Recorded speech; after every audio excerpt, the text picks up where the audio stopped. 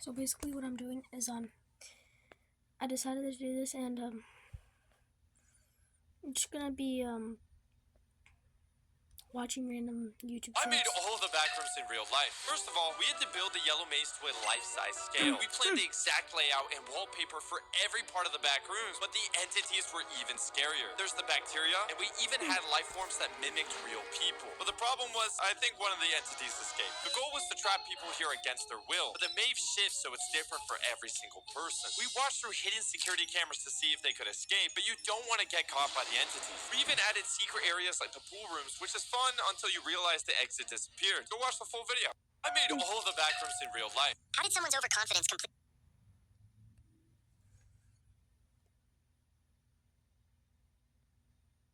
My brother brought me 300 razor blades and challenged me. Could I turn them into something so incredible that it would shock everyone? I accepted the challenge. First, I spent about 3 hours preparing the blades. I removed each one from its packaging and stacked them onto a small screw one by one. In the end, I had a compact bundle of razor blades. Next, I made a container. At the bottom, I added some nickel-containing steel powder, then placed the blades inside. After that, I filled the remaining space with more steel powder. I also added borax to help remove oxygen during heating, and sealed the container with a weld. Then I fired up my cold forge and placed the container inside. As the metal heated up, I slowly began forging it. And most importantly, I do everything by hand. No hydraulic press, no power hammer, just my hammer. After about 2 hours, I compressed the container from all sides, then let it cool down to remove the outer metal. The container steel is too soft and would weaken the blade. After cleaning it up, I continued forging. I spent the entire day hammering the steel until I achieved a rough knife shape. Now it was time for the belt grinder. I started leveling the sides and refining the contours, so the knife shape became clearly visible. For some details, I used a hand file to get better precision. Then I moved on to grinding the bevels. This step defines both the performance and the beauty of the knife. After that, I sanded the blade up to 180 grit. Then I went back to the forge, heated the blade to around 850 degrees Celsius, and quenched it quickly in motor oil. Now the steel was strong and hardened. Next came the long finishing process. I sanded the blade from 180 all the way to 2000 grit. Then I placed it in ferric chloride for a few minutes. The blade changed color and the layered structure became visible. For the bolster, I used brass plates. I drilled them to size, refined the holes with a file, slightly bent the edges, and shaped them on the belt grinder. I made a second piece as well, polished both, and created a simple bolster. Between transitions, I used orange Textilite. For the handle, I chose walnut wood. I cut the block, drilled it, and shaped it on the belt grinder. Then I assembled everything with epoxy. The next day, after the glue cured, I drilled the handle, inserted... I was born with a strange illness. Leaves kept growing all over my legs. A plant expert tried to cut them off. In the end... Wait, hear me out? Bro ate a watermelon seed. Mom could only make me wear long socks, and kept warning me never to tell anyone the secret. But on my first day of school, I was bullied by my classmates. Just then, a girl stepped out. She did not laugh at me. Instead, she placed a cherry on my head. At that moment, my heartbeat completely lost control. At a party, I accidentally fell into a pool. When she saw it, she jumped in without hesitation. I thought this was the beginning of love, but the next second, she took off my socks. The secret was exposed. In panic, I kicked her away. The girl laughed angrily, but from that day on, she started sticking to me instead. She blocked me in the woods and pinned me against a tree. It turned out, she also had a secret she could not tell. From then on, we became best friends. We played together, rode bikes together. After she left, I lay on the grass in a daze. Then I suddenly felt something.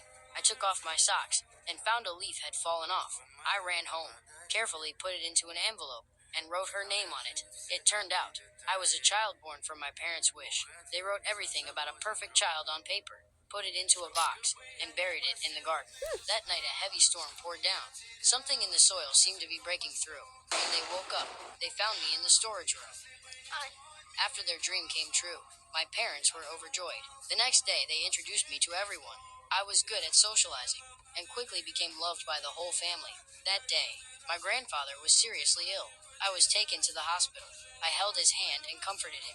He finally smiled, but at that moment, the second leaf fell, and my grandfather quietly passed away. Before anyone noticed, I secretly hid the leaf. At that moment, I finally understood what the leaves meant, but my parents did not know. They sent me to play soccer, hoping to fulfill my father's dream, but I was clumsy and slow, and became the joke of the field. Until one day, a player got injured.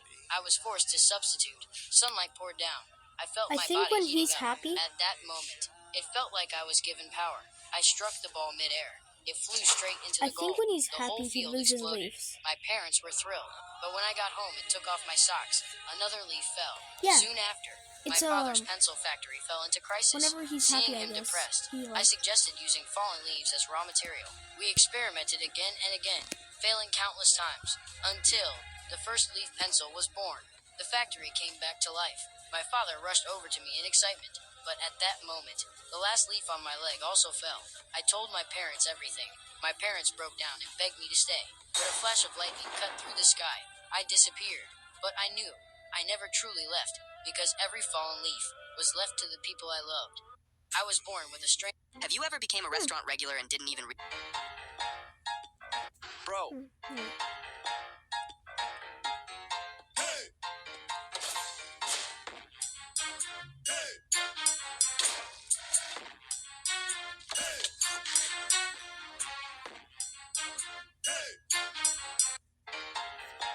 bro. I'ma get a new feed. Thanks. This one little fucker in our house. Oh, nope. Bye-bye. Hey, Verity, is there another village nearby? I want to trade. Yes, south. But I would avoid the ones to the east. Why? The villagers are gone. Gone like they despawned? Gone.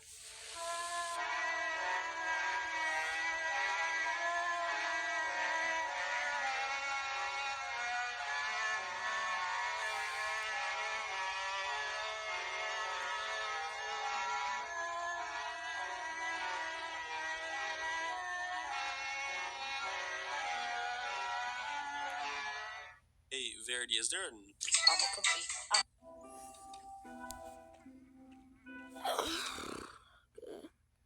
Hey, Verity, is...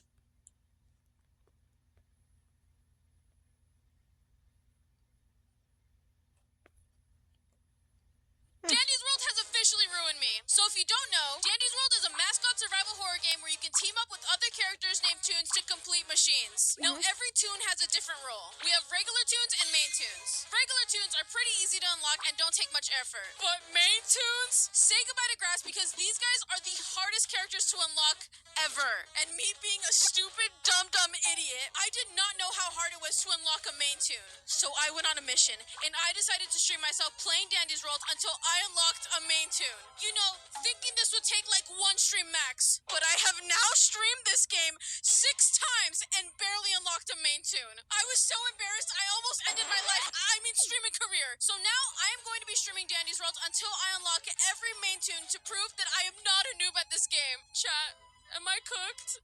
Dandy's World has How does himself?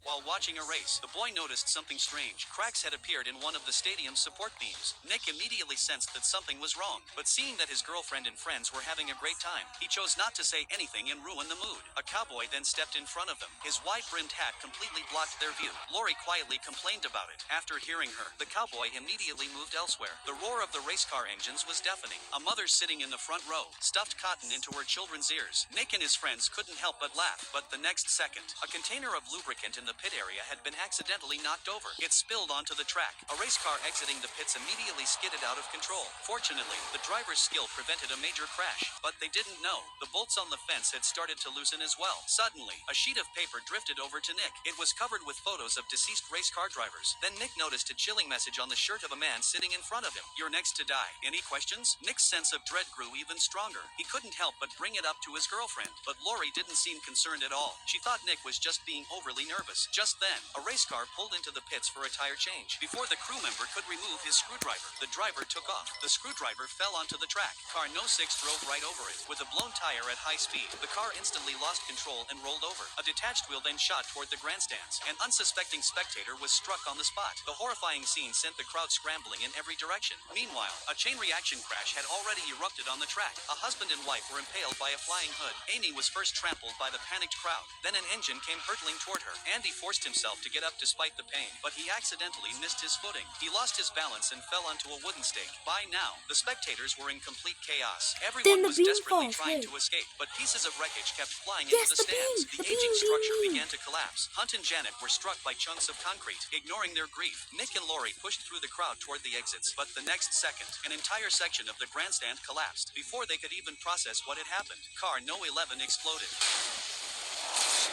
Nick suddenly snapped awake. It had all been a vision. He was still sitting in the grandstands watching the race. At that moment, a cowboy sat down nearby. When he saw the cotton in the mother's hand in front of him, a wave of fear and shock instantly washed over him. Everything was unfolding exactly as he had foreseen. The moment that race car entered the pits, Nick completely panicked. He urgently told the others to leave, but no one believed him. During the argument, they accidentally bumped into people in the front row, triggering a commotion. Nick grabbed his backpack and threw it. Then he grabbed his girlfriend's hand and ran for the exit. Nick's friends quickly followed and asked what was going on. Suddenly, an explosion echoed from inside the speedway. Everyone was stunned. Then a tire came flying out.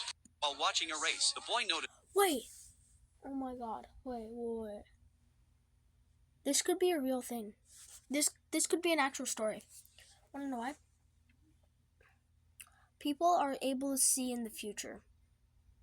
You might think I'm just a little kid and I'm going like crazy.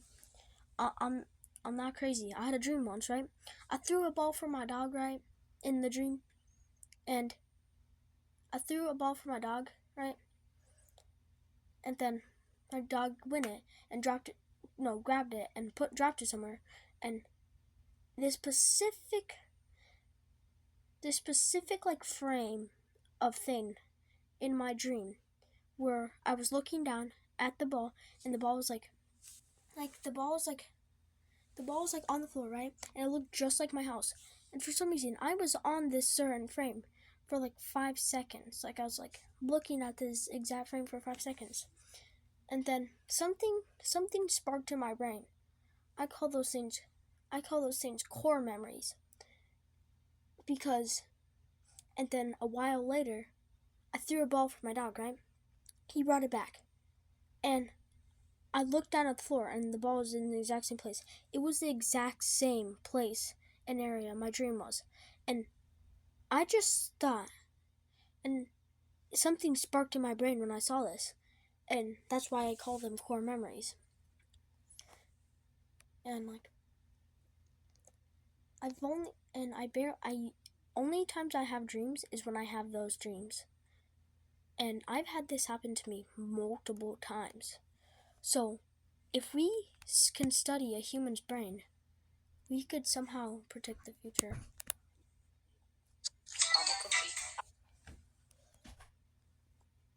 I'm just thinking like we can predict the future.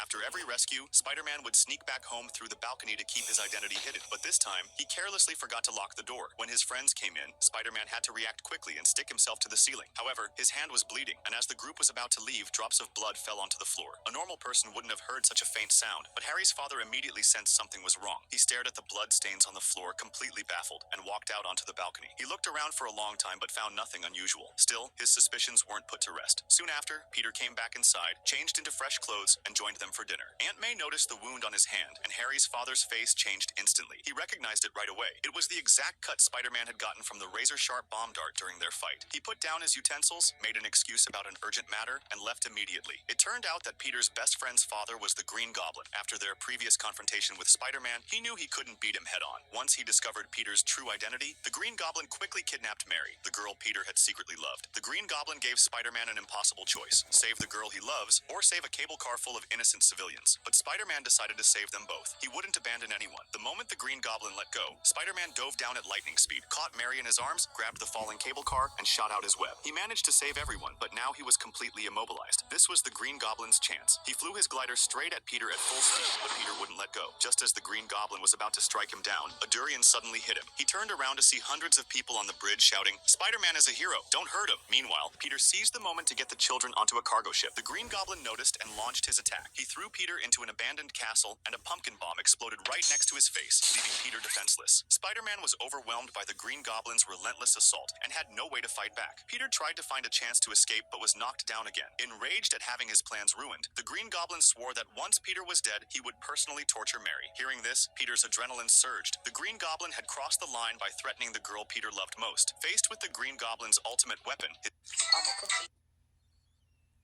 To stay alive, I ran into the women's restroom. I was about to escape through the window when I realized it had already been sealed shut with steel bars. In that moment, I grabbed a metal rod, smashed the mirror, tied the broken glass to the window frame, and looked outside. Their attention was focused ahead. I knew this was my chance. I rushed upstairs and made as much noise as I could to lure them away. I saw him! I saw Ben Richards! He's heading downstairs! Then I doubled back, sprinted the other direction, and made it all the way to the rooftop. People were everywhere below me. I was completely surrounded. I knew I couldn't stay there. I had to get back to my room and grab my backpack. I threw a cable down, gripped it tight, and slowly slid down until I reached my window, but it wouldn't open from the outside. I wrapped a towel around my hand and smashed the glass. The crash instantly gave away my position. I climbed inside, threw on my clothes, grabbed my gear, and wasted not even a second. The door was about to be broken down, so I took off running and leaped out the window. Their leader was clapping, thinking he had already won, but they underestimated me. I grabbed the cable, swung hard, and crashed straight into the room next door. Before I could even catch my breath, I realized all of this was being live-streamed. A drone was following me the whole time. This wasn't a normal manhunt. It was a game. If I survived for 40 days, I'd win $1.1 billion. For my daughter, I had no choice. I stared at the drone, furious. Stop filming me!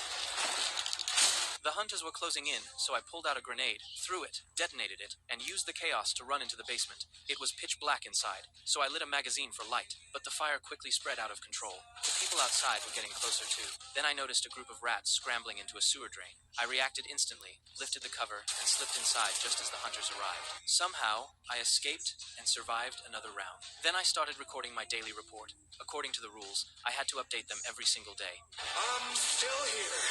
You shit eaters. After leaving the sewer, I ran into a kid on the street. He recognized me and brought me back to his house. That's when I learned he and his brother were both huge fans of mine. They knew everything about this game. This game was never meant to be won. Nobody had ever survived past 30 days. People everywhere would sell out contestants for money. The higher the ratings got, the longer they dragged the game out, squeezing every last bit out of the players before ending the show. And me? I had barely made it through round one. My exposure was growing fast, and that meant it would only get harder from here. So they decided to help me move to another city. 10 days passed. In the new city, I disguised myself as a blind man and hid every day while recording my required updates. But it didn't last long. A street cleaner recognized me, reported my location, and soon the hunters came rushing in. To stay alive, I ran for my life, and finally jumped onto a moving train, barely escaping. Meanwhile, the last remaining contestant on the show wasn't so lucky. He was recognized by someone and burned alive. Just like that, I became the only survivor left in the game. Now I had to find somewhere no one would ever think to look. Do you think I can win this whole thing? If you're the main character, you're gonna win. There's plot armor, and then there's this thing that I made up called main character armor, which means I struggled to lift the peas into my mouth, but the next second they slipped to the ground again. I was born with a pair of scissor hands. My father once tried to give me real hands, but died suddenly from overwork. The unfinished hands shattered with him. I wanted to touch his face one last time, but the moment metal touched skin, blood spilled instantly. From that day on, I lived alone in the castle on the hill, and never saw another human again, until one day, Peg wandered in by accident. I instinctively raised my scissor hands, but in her eyes there was only pity. What happened to you? She gently wiped my wounds and said I should move to her town. I was placed in her daughter's room. The girl in the photo looked unreal in her beauty. I stared at it in a daze, yet did not dare face myself in the mirror. That night, Mary came home and found a strange man in her room. In panic, I pierced the waterbed. Water burst out instantly. I tried to run, but was stopped by Mr. Peg. Peg introduced me to Mary, but I was too overwhelmed and fainted on the spot. Soon, news spread that Peg brought home a strange creature. Everyone came to see me, to make me look normal. She took out delicate makeup and carefully covered my pale face like tending a wound, but the color could never hide the scars. At the same time, her husband was trimming the hedges outside. I saw what he was doing and instinctively copied him. Then, I shaped a small dinosaur from the bushes. The man could not believe his eyes. In just one day, everyone in town was talking about my ability. They asked me to trim their yards and style their pets, but what I could do was far more than that. I created all kinds of hairstyles for the women. No matter how complex the design, nothing could stop me. People began to like me, even rely on me. Until that boy appeared, he set his eyes on my ability and wanted to use me to steal. Mary refused at first, but chose silence and hesitation. That night, he made me break into his father's safe to steal cash. then locked me inside. Soon, the house was surrounded by police. I did, but my sharp scissor hands made them think I was attacking. Guns were pointed at me. Luckily, a neighbor recognized me, and a tragedy was avoided. But from that moment on, everything changed. Those who once praised me turned against me and called me a curse. Terrified, I ran back to the dark castle. An angry crowd followed. Mary rushed in as well. She grabbed me, trying to take me away, but her boyfriend aimed a gun at me. Without hesitation, Mary stood in front of me. In that moment, I felt chosen for the first time. But the next second, the man turned his anger on her. My eyes burned with rage, and I finally stabbed him. He crashed through the window and fell. The crowd rushed into the hall. Mary picked up a broken scissor blade.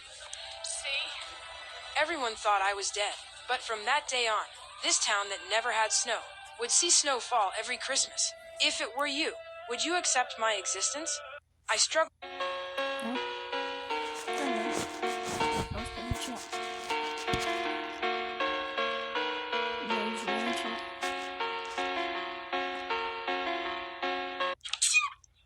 Will that work? Bro, she's chilling. He's not a...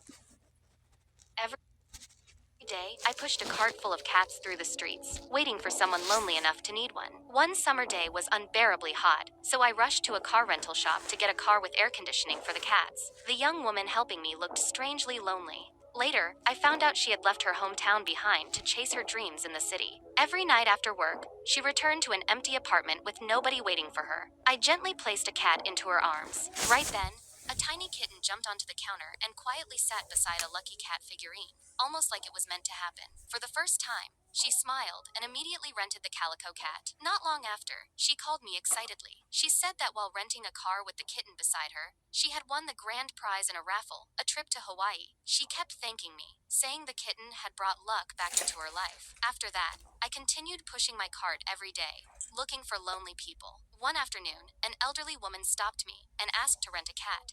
In the end, she chose a 14-year-old senior cat because she said they were both old and probably understood loneliness better than anyone. Before approving anyone, I always visited their home first. Her house was huge, but she lived there completely alone. After her husband passed away, the only thing keeping her company had been a big orange cat, but it died the year before, leaving a hole in her heart that could never be filled. She was warm and gentle, so I let her take the old cat home. But a few months later, I received news that she had passed away. When I went to her house, the old cat refused to come out, no matter how much I called for it. Only when I used the name Peach did it slowly walk toward me. She must have loved that cat deeply, because it had already forgotten its old name. One day, I spotted a lonely-looking man sitting by himself, so I asked if he wanted a cat to keep him company. The moment I picked up a kitten from the cart, his eyes instantly softened. As soon as he saw the little cat, he smiled like a child. Still, I didn't hand the cat over right away. I first visited his home to make sure everything was okay. He lived alone while his wife and daughter stayed back in his hometown. His life was simple, but one thing was obvious. He truly loved cats. Once I confirmed everything was fine, I finally entrusted the black and white kitten to him. 2 months later, he called me again. He told me he was finally going back home to reunite with his family. When I opened the door, I saw him sitting outside, asking if he could officially adopt the cat. He promised that no matter what happened, he would always love and care for the kitten.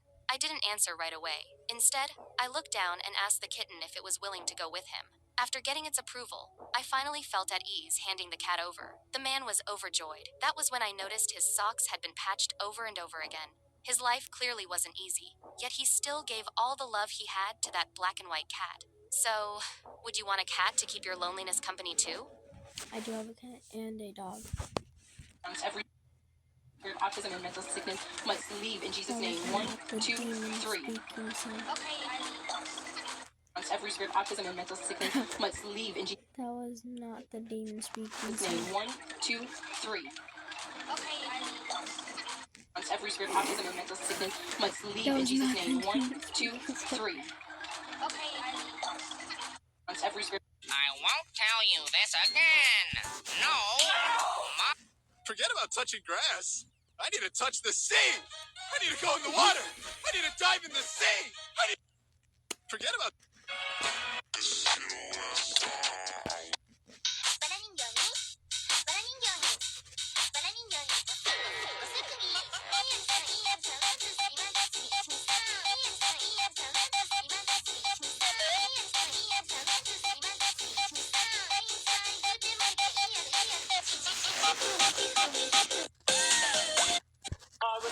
If you're dancing and it looks like you're dislocating every single bone in your body, you're really good. Huh?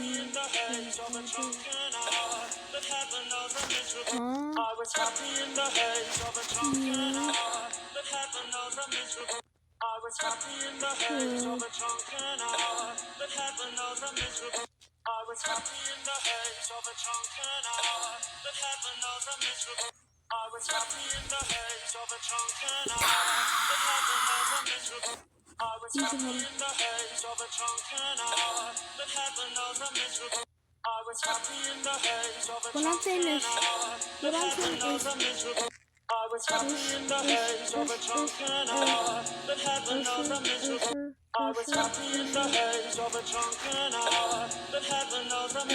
all the others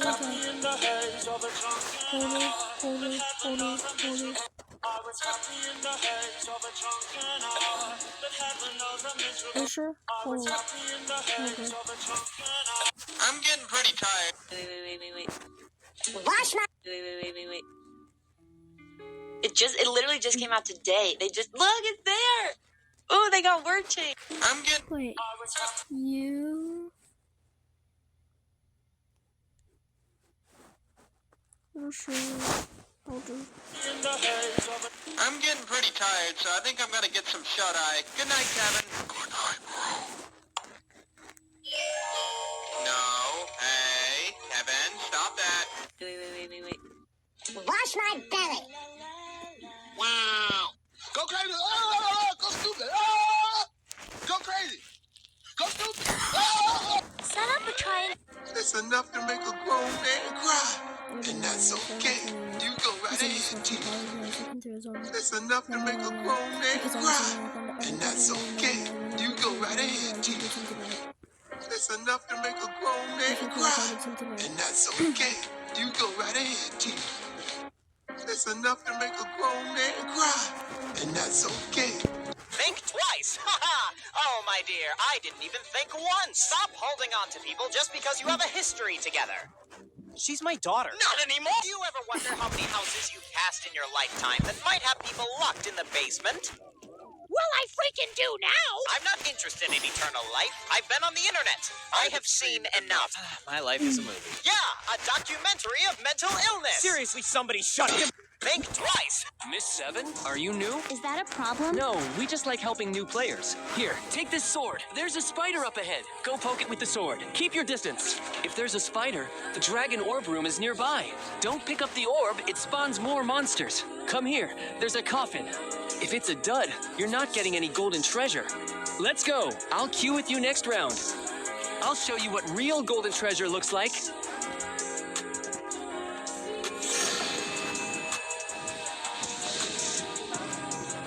Faça amor. Hey! I won't tell you this again. Emma, Então vai girar e ela vai voltar. Lembra daquela garota, agora ela quer me dar. Hoje a vida mudou. E hoje eu não quero mais pegar você. Sabe por quê? Porque é sua amiga. Eu vou pegar e laraiaraia. Então vai. आज मैं दिखाऊंगा कैसे 50 करोड़ का Lembra daquela garota, agora. Wait, I need to turn this on.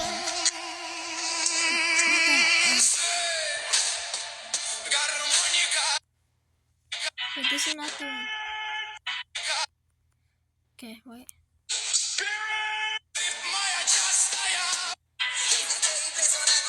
Okay.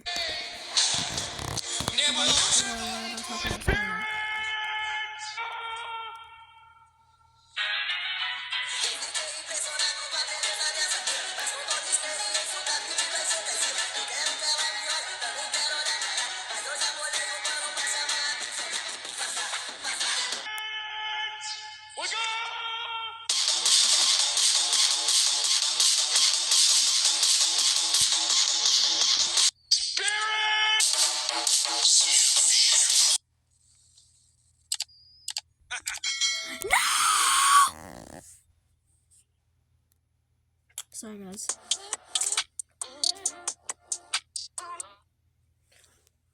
Wake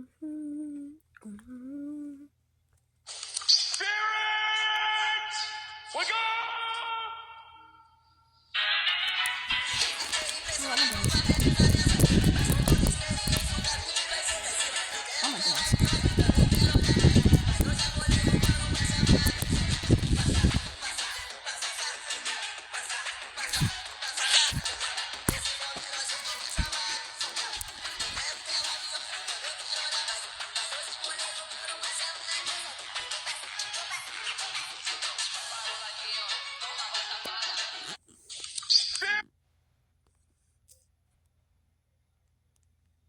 Edward Scissorhands.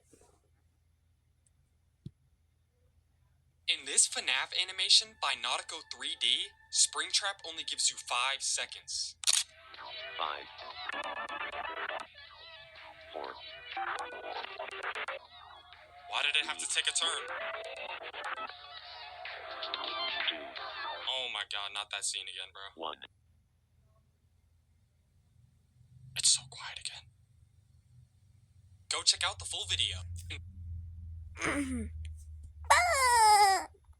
Jake nervously ordered me to open my mouth. He did not expect me to be normal. I had no mutated fangs at all. When I made the first move, I snatched Jack's weapon away. Just as Jake was ready for the worst, I suddenly turned my head. I sensed a deadly presence. I quickly put the weapon back into Jake's arms. Then I opened the trunk. I pulled out a pile of weapons and handed them out to everyone. I even gave a handgun to a pregnant woman there. I told her a battle was coming soon. Everyone was confused, but deep down, they all felt the same fear. They hurried back inside with me. Then I told them... Here's some more. So the baby that girl's pregnant with, will, like, there's like these creatures stuff, and that baby will like get rid of the creatures, kinda, right? That's what the baby will do, and that's why they're trying to go for that one girl. They're going for that one girl because she's the one with the baby. And Use if the they dining can kill that tables, baby, that block means every they window. Even the so, I demons, was like, still won't extremely have to, tense. like- I gripped my weapon and kept staring outside. Sure enough, the next second, the whole room fell into darkness. Several screams rang out. We quickly turned on our flashlights and looked around. Nothing seemed wrong inside the house, but I still felt that terrifying presence. Though, I immediately told the women to stay inside, and I took the men up to the roof. We scanned the area around us. Then Mike seemed to hear something. As the sound got closer, we finally saw a car coming from a distance. The moment I saw it, I told everyone to get ready. But when the car pulled up, a person stepped out in a twisted way. He looked dull and harmless at first. Then at the next second, he whole body began to those stretch. demons, He like, rushed they at us take in a people's terrifying bodies. posture, Yep, that wheeled the guy. fire once, and finally brought him down to the ground. It was the first time we had seen something like that. We were all shaken on the spot. But what we did not know was Guys, this. don't be scared. It's just a little Timmy. That was only the beginning, because along the way, countless vehicles were racing toward us. What made it worse was this. Every car was moving at the same speed. The people inside were all shaking their heads wildly. They no longer looked human at all. The moment I sensed Because something they're was wrong, not I human. ordered everyone to fire. As a storm of bullets went out, the strange vehicles were stopped dozens of meters away. I thought our firepower would clear the danger fast, but when I turned around, I saw a large group of vehicles coming from behind us too, but no other choice. I pulled out a rocket launcher and fired around at How them. did We my stopped some of the G get a vehicles, but rocket more and more launcher? kept coming. In the end, they broke through the line and rushed in. As the doors slowly opened, the people inside stepped out with eerie expressions. They began walking toward the diner, but I had no intention of letting them through. I grabbed a machine gun and opened fire on them. That immediately left Blake confused. Why I was attacking those people? I told Blake the truth. They were no longer human. They were puppets controlled by demons. Hearing the gunfire outside, the women inside were so scared. They curled up in the corner and did not move. But right then, something suddenly rushed inside. Before they could see what it was, Nick was suddenly dragged away. They tried to hold on to him in time, but the thing was too strong. In the end, Nick was still taken away. The strange part was this. The moment Nick was taken, those controlled puppets stopped attacking. Dead, they slowly pulled back from the diner. After the monsters completely left, I finally told them the truth. My name is Michael. I am an archangel beside God. Tell them that it was human greed that angered God, though God then launched a furious attack on humanity. Jake nervously ordered me. Oh. Hi, Amanda. Huh? I don't think that was it. I think in the diner, some grandma said that was possessed by one of those demons. So was going like, "Your baby's gonna burn." I won first place in a long distance race, but when the cameras pointed at me, I burst into tears because the prize I really wanted was third place, a pair of sneakers. If I could win those shoes, my little sister and I wouldn't have to keep sharing the same pair anymore, just to go to school. It all started after I took my sister's shoes to get repaired. While I was out shopping, someone accidentally threw them away like trash. When I got home and told her the shoes were gone, she instantly started crying. Without shoes, she wouldn't be able to go to school the next day. That night, she handed me a note asking how she was supposed to get to school tomorrow. I told her to wear my shoes first, and even gave her my only pencil to make her feel better. From that day on, we started sharing the same pair of shoes. Every afternoon after school, my sister would sprint all the way home so I could switch shoes with her and rush back to school for my afternoon classes. One day, she had a midterm exam. She randomly filled in the answers and turned in the test early just so she could run home faster for me. But on her way back, one of the shoes accidentally fell into a drain. The water current was so strong, she couldn't pull it out, no matter how hard she tried. She stood there crying until a kind stranger finally helped her get the shoe back. But when she brought the soaking wet shoes home, I still blamed her for getting them wet. She didn't say a single word. She just kept crying. Because she got delayed, I ended up returning to school late and got caught by the principal.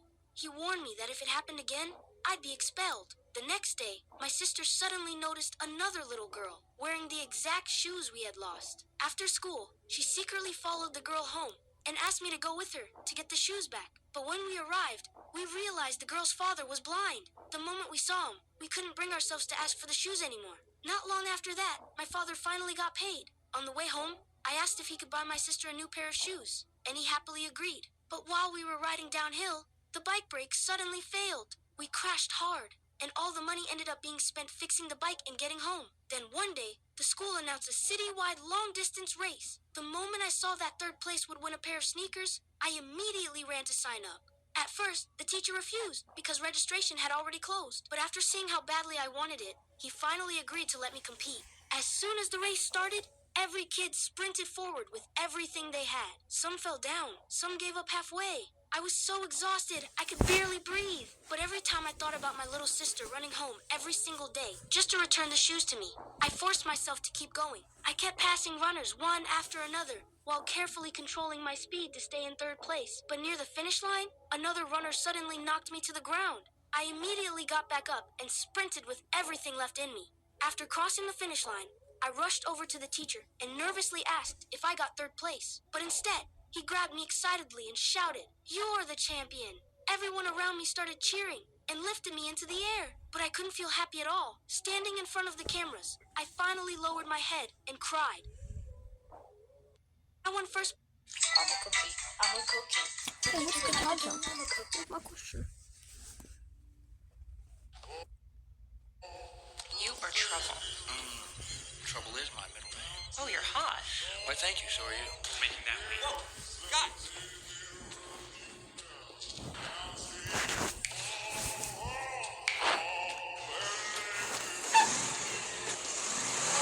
Let's go!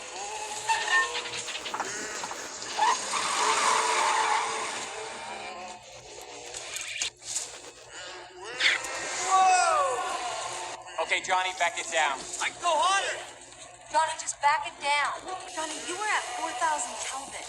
Any hotter and you're approaching supernova. Sweet! No, not sweet. That's the temperature of the sun. Not only could you kill yourself, but you could set fire to Earth's atmosphere and destroy all human life as we know it. Got it. Supernova. Bad. So what are your superhero names? They call me the Human Torch. Ladies call me Torch.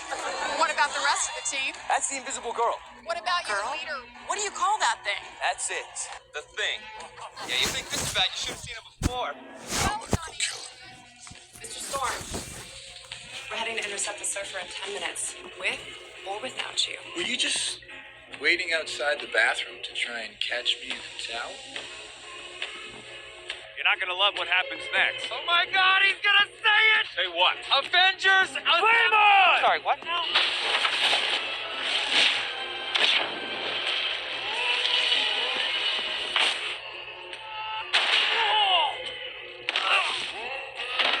You don't know that guy. Thought we did. Heads up, Johnny.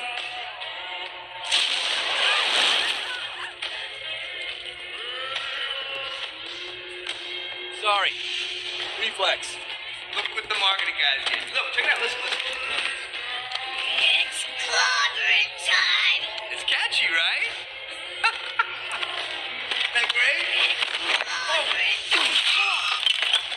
That was the prototype! And I'll tell you who her is. Cassandra Nova, a megalomaniacal psychotic asshole.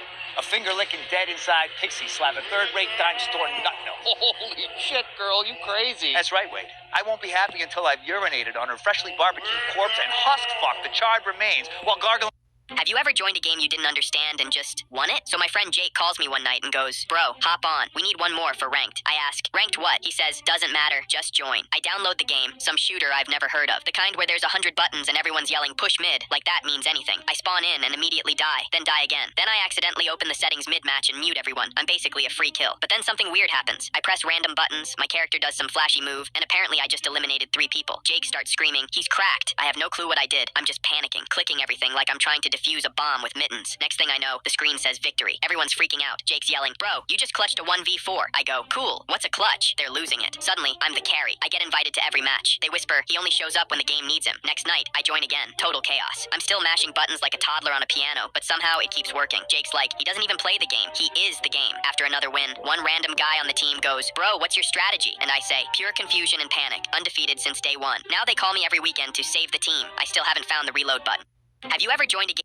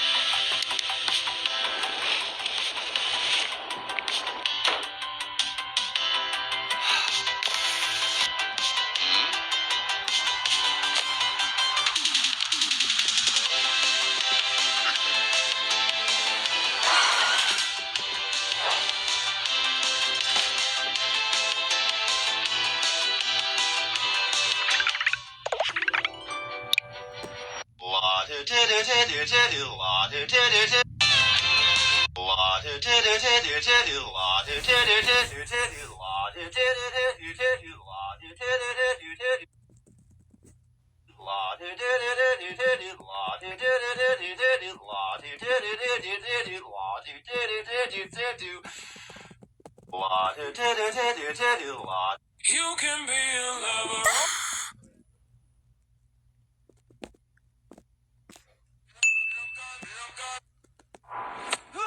What is this goofy era?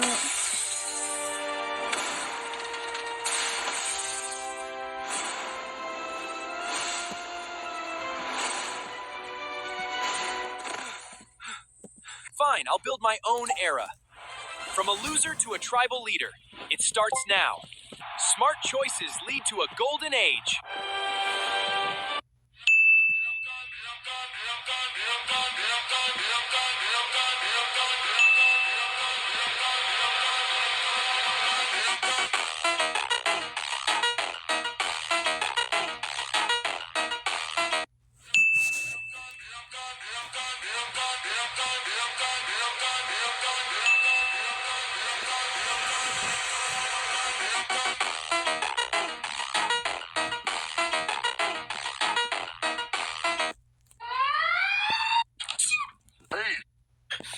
Lazy. My manager.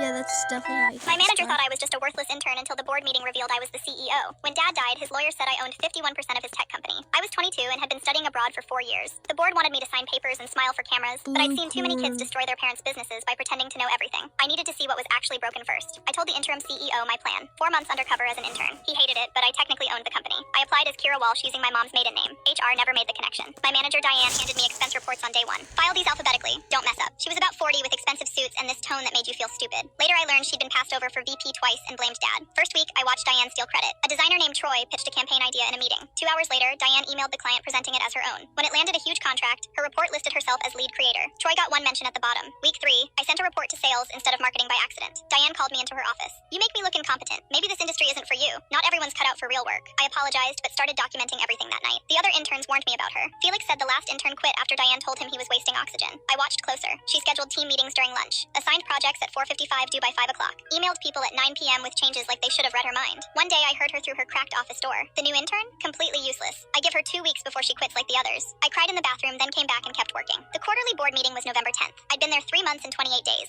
Anyone could attend as an observer, so I signed up. When I walked in, Diane glared. What are you doing here? Policy says observers are welcome. Sit in back, don't talk. The board members arrived. 8 people I'd met during estate meetings plus the interim CEO. Nobody recognized me in Target clothes and a messy bun. Diane sat front row looking confident. The interim CEO covered finances. Revenue down 4%.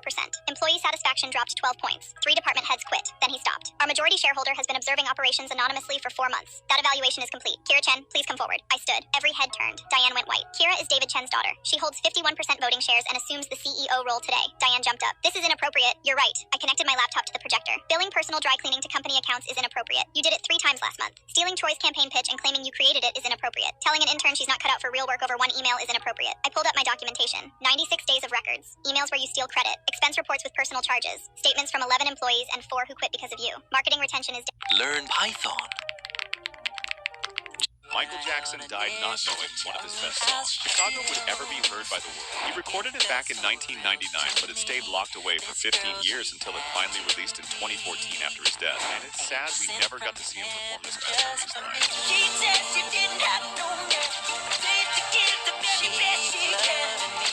Crazy.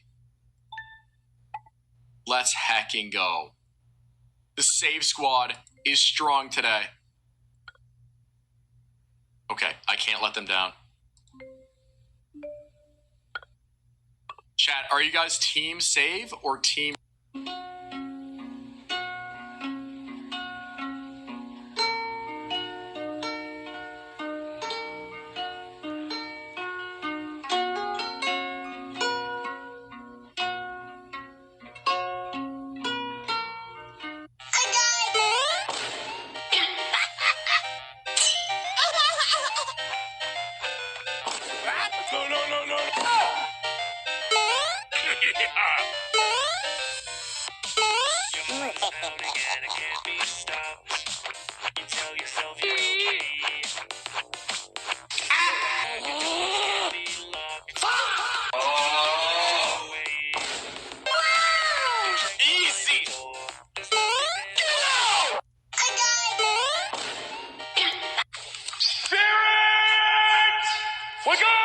Imagine being so annoying that you interrupt a Grand Slam champion and somehow end up stepping onto the Wimbledon court yourself. That's exactly what happened when this big boy could not shut up in the crowd. Every single serve, he kept yelling at the former world #1, telling her what she should have done. So she fired back at the big boy. If you know everything, why don't you come down here and do it yourself? The entire... Came back, I had to go grab a charger. My phone was like, yes, 2%. Stood up and walked down onto the court. But then there was a major problem. At Wimbledon, players are only allowed to compete if they are dressed in all white. The audience thought he would surely be removed from the court by security. But instead, the girl handed him a white skirt. Now in front of a stadium arena, this big boy was dressed in women's clothes, ready to return a serve from a Grand Slam champion. People were erupting in laughter, but against all odds, he managed to return the serve, creating one of the funniest moments in tennis. Imagine being...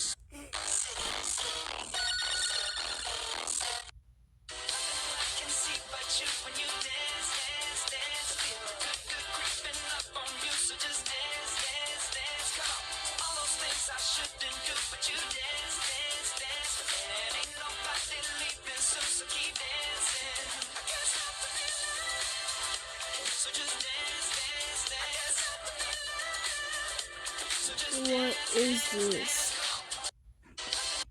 Mom, can I play Blockcraft? What is that? It's this building game. Look, I built my own house. Wait, you You built that? Yeah, you can build anything. Houses, cities, anything you want. That's actually really cool. Look, I'm making my dream house right now. Okay, wait. Now I want to try. No, this is mine. Fine, but you have to show me how. You can literally build anything. Mom, can I play Blockcraft?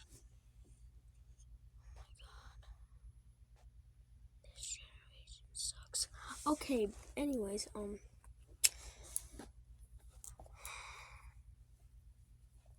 those people better have been paid like thousands, maybe even like, no, they should have been paid billions of dollars to do that ad. Like, ain't no way. That's like the most Timu Minecraft ever. Bro. What is that? It's like Timu Minecraft.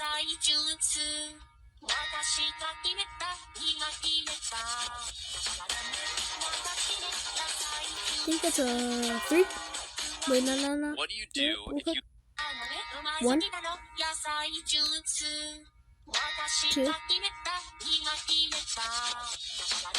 3.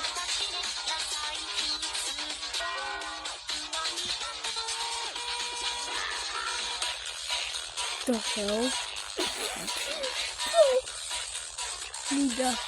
New duck invincible. What do you do if you like someone? They should not have ever had invincible. They should have had induckable.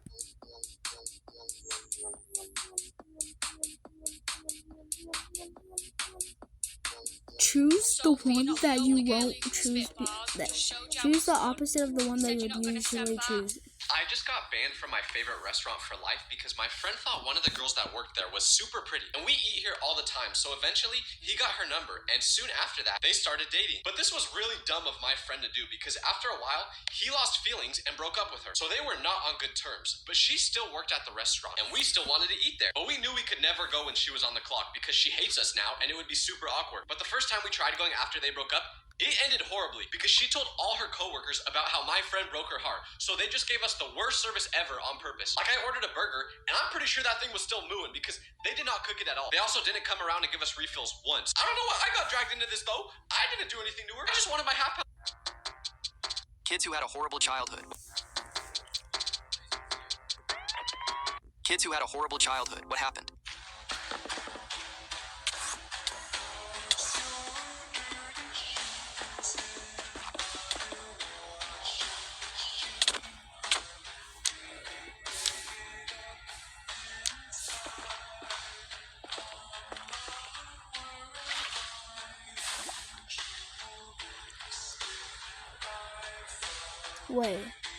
Wait.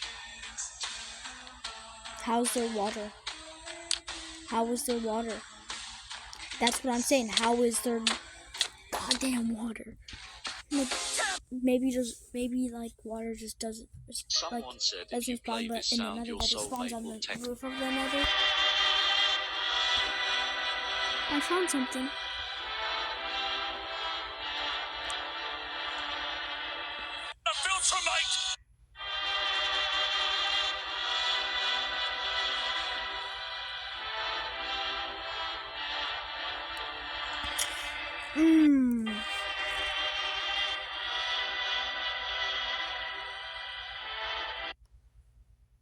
They just straight up found the back rooms. You shouldn't have left me in charge. You're the Emperor.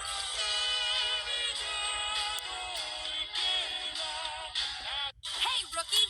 Your fingers are moving way too slow. My grandma could tap faster than that. Show me some speed. Corporal? Sergeant? You're already a major? No way. You're rising through the ranks. Wait. Hey, Biggie AI. Hey, AI Biggie. Get off my... This is so cringe. The hell is this? Too fast. I'll admit it, you've got talent. Don't keep me waiting, Commander. Download rank insignia now and report for duty. Hey, rookie! Your fingers are moving... I'm searching up how to drop kick someone right now. I need to search up how to drop kick someone right now. How to... No, I'm not gonna do that.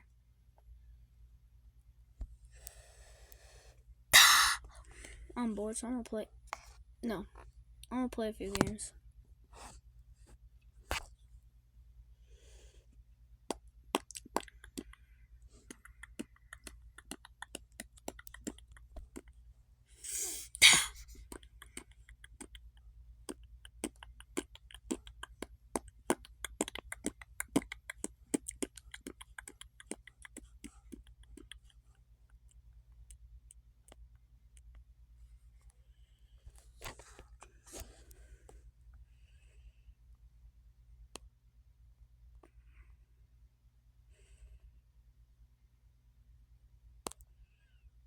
So, weird version of Backroom Sky, got it.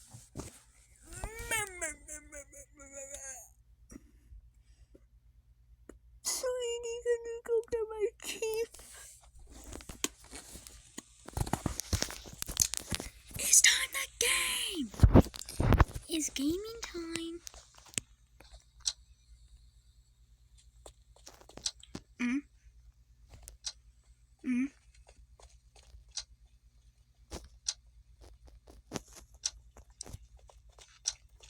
Okay.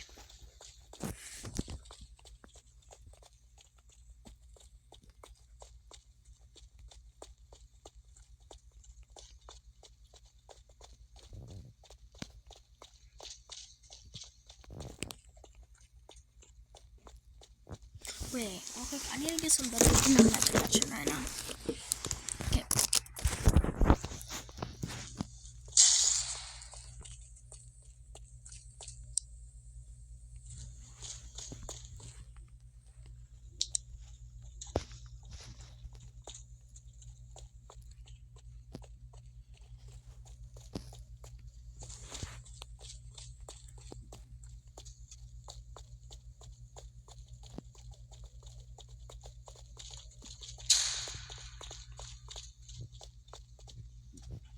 Wait, I don't think you want to be stepping in those little ink things because these are path behind you.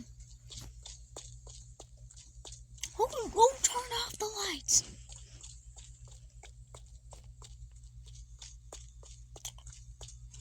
I have a question. Why am I even following these prints? Wouldn't these just be like other players' prints?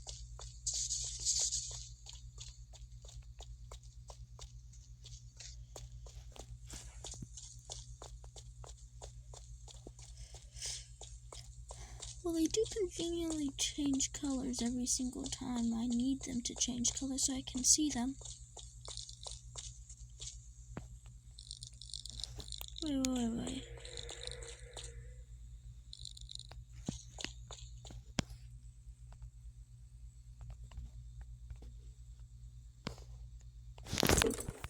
I don't know.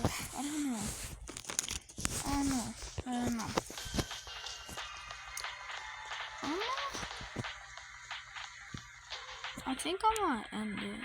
Yeah, I'm gonna end it.